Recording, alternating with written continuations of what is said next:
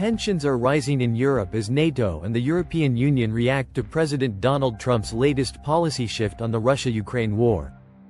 With the US signaling a more hands-off approach and prioritizing direct negotiations with Russian President Vladimir Putin, European leaders and NATO officials are scrambling to reassess their strategies. What does this mean for the ongoing war, and how will Europe respond to this new geopolitical reality?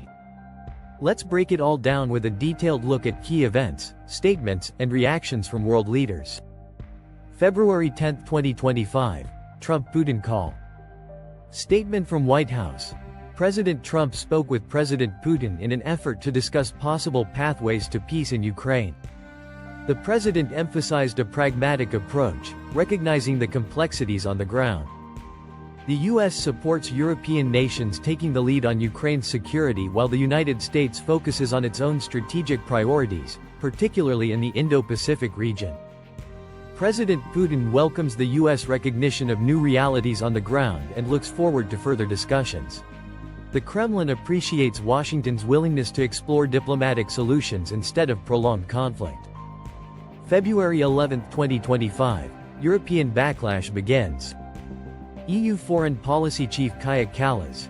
Any peace process that excludes Ukraine and Europe is not a peace process, but a deal made behind closed doors.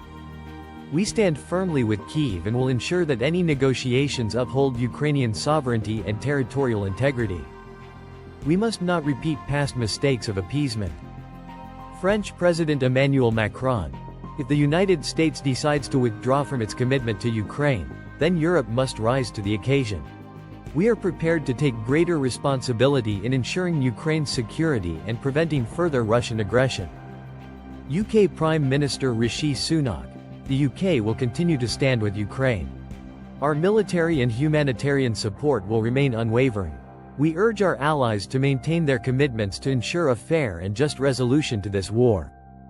February 12, 2025. NATO Emergency Meeting. NATO Secretary-General Jens Stoltenberg. NATO's position remains unchanged. Ukraine's future must be decided with Ukraine, not over its head. The alliance is committed to supporting Ukraine's self-defense and deterring any further Russian advances. We will continue to work closely with our allies and partners to provide military and economic assistance. Germany's Chancellor Olaf Scholz. We cannot afford to let Russian aggression go unchecked.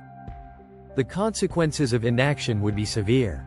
Germany will increase military aid to Ukraine, including additional weapon systems, financial support, and long-term security commitments.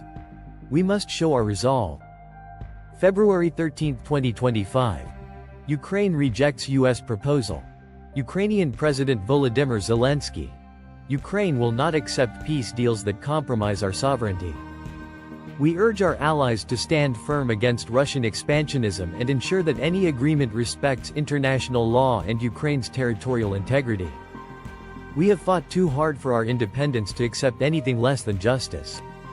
Polish President Andrzej Duda. Poland stands with Ukraine. We must ensure that any peace agreement does not reward aggression. We are considering further steps to bolster security in the region, including increased military deployments along our borders. We must ensure that any peace agreement does not reward aggression. With President Trump shifting focus away from Ukraine and toward negotiations with Russia, NATO and the EU find themselves at a crossroads.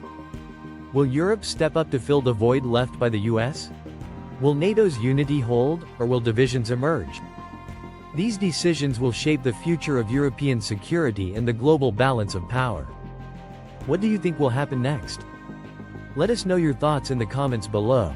Don't forget to like, share, and subscribe for more updates on global affairs.